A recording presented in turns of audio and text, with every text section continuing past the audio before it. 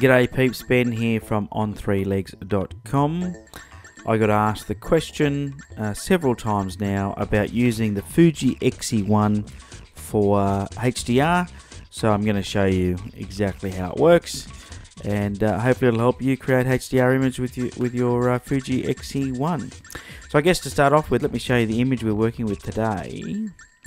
It's a really sort of funky booth in a club or in a lounge, a nightclub sort of scene. I was actually on a cruise boat, and this is one of the lounges or one of the bars they had on the cruise boat. These were these funny little booths they had.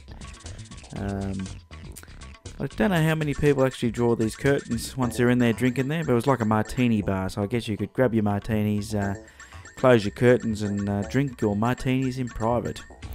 Now, the reason I chose to shoot these booths in HDR was if you have a look at the light in the middle, you can see there. Now, this is the zero or the properly exposed image. If I go back out, you'll see it looks okay when you're looking at it from a distance. When you get right in close, you can see that all of this is sort of blown out. If I go to the -2 EV, straight away you can see that the colours from this light in the middle come back to life. Okay, so properly exposed, -2, and so this is why HDR is so important. Is that you can you can save some of the details. This is the +2, so you can see that that's pretty wild and out there, but it sort of grabs details from other areas. Although, besides these darker shadows underneath the lounges and just on top, the +2 really, it's probably, I'm not going to pull a lot through from that. It'll obviously play a part in the HDR one. Alright, so the first problem you've got is I've shot RAW with the Fuji, and shooting RAW with the Fuji means that you end up with a .RAF file, and I'll show you what happens. I'll drag those down into Photomatics. Photomatics, unfortunately, although here it says what do you want to do with them, you can see they're a .RAF, so okay, we'll just say pre-process. Unfortunately, Photomatics doesn't like Fuji RAW files, so that's your first stumble, or that's your first issue when you decide, yep, I'm going to use Fuji RAW files in Photomatics. As you can see here, it quit unexpectedly. Well, I can tell you, I expected that to happen. So let's just say okay, we'll close that down. So the key to using a RAF file or a Fuji RAW file in Photomatics is you need to create TIFF files first. So I'm going to export these. I'm going to export them to my processing folder, just name it Fuji X-E1, and I'm going to export them as TIFF files in 16 bits export. And that's going to fix the problem because Photomatics will allow me to import TIFF files. So by exporting these 3 RAW files as TIFF files, then that's how I get Photomatics to accept them. And how did I get these 3 files? Just for your info, I didn't use auto bracketing. What I've done is I've used the big round dial on the top of the camera, and I've manually selected -2, 0, and +2, and taken these 3 exposures.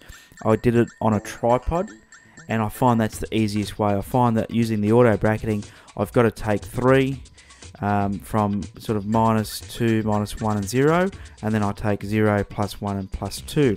So I've got to take 6 photos in total with that overlap of the proper exposure in the middle if I use the auto bracketing feature. It's much easier just to manually change that EV dial. It's a great big round chunky dial on the top of the camera, easy to get to. Why would you bother with anything else? Okay, so I'll open up Bridge. You can now see, if I go into Bridge here, hit the preview button, there's my 3 files, and you can see that they are a .tiff. Okay, they're a .tiff file now, so I can now put those into Photomatics, and Photomatics will be happy. Same thing coming up, press OK. You can see they're all .tiffs now, so OK. Pre-process. Now, if you want to know more detail about how to process HDR, I've got a free tutorial on my website, on3legs.com. Go and check it out. You'll see the tab at the top for HDR tutorial, and that'll show you how I process HDR in more detail. Here today I'm just going to really quickly do it for the purpose of this video because I don't want to drag on forever and ever. So you'll see me moving these sliders around, which is what I do. So strength to 100, bring the black point up. We've lost a little bit of our brightness here, so bring that up a bit. Maybe a bit of colour saturation, detail contrast for depth. The main thing here, if I bring the loop up, is that I'm retaining a lot of the information in those colours. You can see I've still lost some, unfortunately, but I'll bring through some of that. I'll fix that up later in Photoshop. Really, what I'm looking to do with Photomatics is get my picture sort of, I don't know, 60% there, 70%, 60%. You're never going to get it 100% in here. I find that using Photomatics sort of gets it, 60-70% of the way there, and then the rest I fix up in Photoshop. So I'll show you that. I'm just creating the HDR one now. But like I said, if you want to see this in more detail with step-by-step instruction, then the free tutorial on my website is the way to go for that. This is just to show you that you can use the Fuji as a way to create a HDR image if you know how. So there we go. So you can see there's my tone map one there. So I'll just bring that up. So that's the one I just created in Photomatics. You can see it's a more balanced picture. You can see that the colours in the circle in the middle are there. So let's go back here. I'm going to select all of them now. I'm going to go to Tools, Load Files and Photoshop Layers. Now I'm in Adobe Bridge at the moment, so it's pretty easy to make that transition to Photoshop. But you can see that I've used Fuji X-E1 RAW files now to make a HDR image.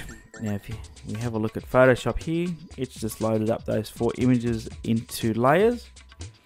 And so I'm now going to just use my masking as a way to bring through the detail that I want back. Don't like what I did there. I'm just going to get rid of that. What else do I want? Yeah, I like that a little more.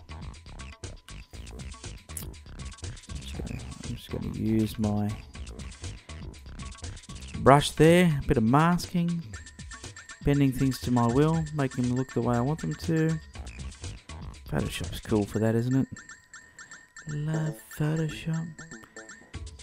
I post-process with gusto. Now, a lot of photographers don't like post-processing, and I say post-process to your heart's content. If you want your photo to look a certain way, make it look that way. Don't be afraid to have a little fiddle. Let me see, what else have I got going on there? Yeah, I like that. Let me bring through a bit more of that one. So you can see I'm just using masking here just to make a few adjustments. There we go. That looks good. Hey, whilst I've got you, you know what? I'm going to show you a filter. This is really cool. Topaz. Have you heard of Topaz Labs? If you haven't, go and check out their website. Topaz Labs. In fact, if you click, there's a link on my website, on3legs.com, on the front page. And if you go through to their website and you use the code on3legs when you buy stuff, you'll get 15% off. And you can see here all of those filters. There's a stack of them. Topaz Adjust 5 was my favourite. Probably still is my favourite. They've got this new one here called Topaz Clarity. And it's really cool. Really cool. Let me just go back out of there. I'm going to copy that actually. Just go back into filter. I'm just going to open Topaz Clarity up. It is really cool. If you've used the clarity slider in Lightroom before, you'll know exactly what I'm talking about. It allows you to really bring your images to life with great detail. So here's clarity at work here. You can see the image changing there. I'm just playing around with things a little bit too dark. What level? Oh, this way, we'll go that way. There we go. Pretty cool, isn't it? And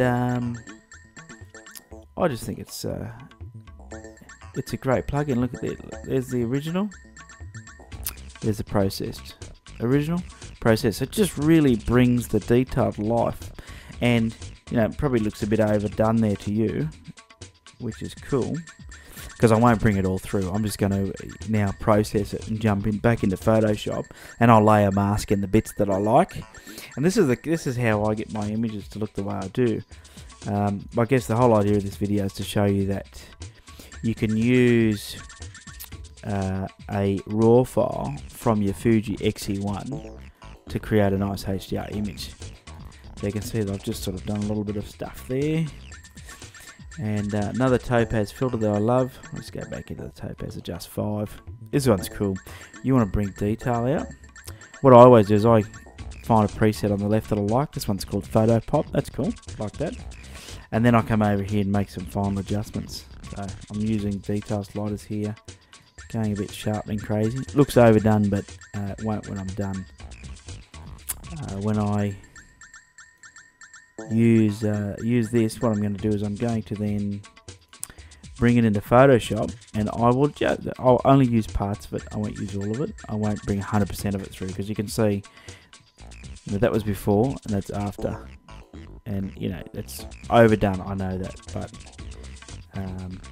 when I bring it into Photoshop, I can just blend in a little bit of it just to make my image really pop.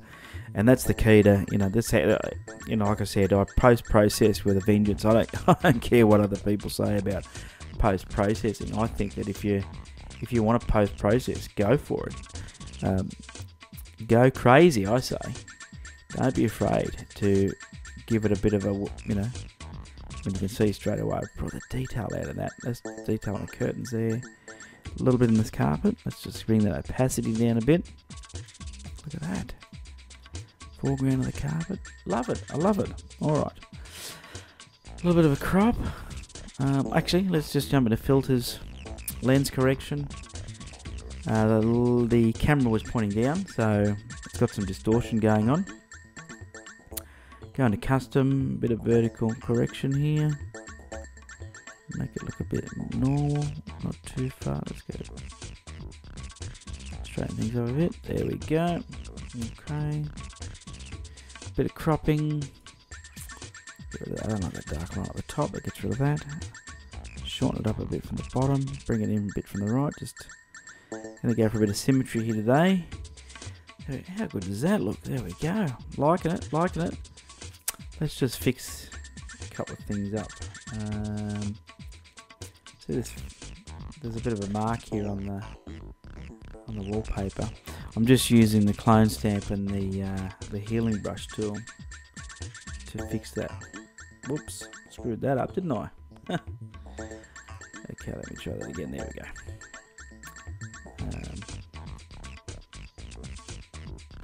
There we go. All right, that's looking pretty good. I'm pretty happy with that. Pretty happy with that. Now, just for a bit of depth, one last little trick. Using this one here, overlay. It's kind of cool, and I'm going for a bit of a grungy look at this one because it is a nightclub booth. It's not a it lends itself to a bit of that grunginess, So there we go. So that's just showing that you can use the Fuji X-E1 RAW files. So whatever program you've got, export them as TIFF files. Then you could drag them into Photomatix. Like I said before, if you want a more detailed HDR tutorial, head to my website, on3legs.com. There's a tab at the very top of the page for HDR tutorial. Click on that. Totally free. Probably the most comprehensive on the web that I've ever seen. I'll take you step by step through the process of creating a HDR. And hopefully that'll help you use your Fuji X-E1 to create HDR. Thanks for watching.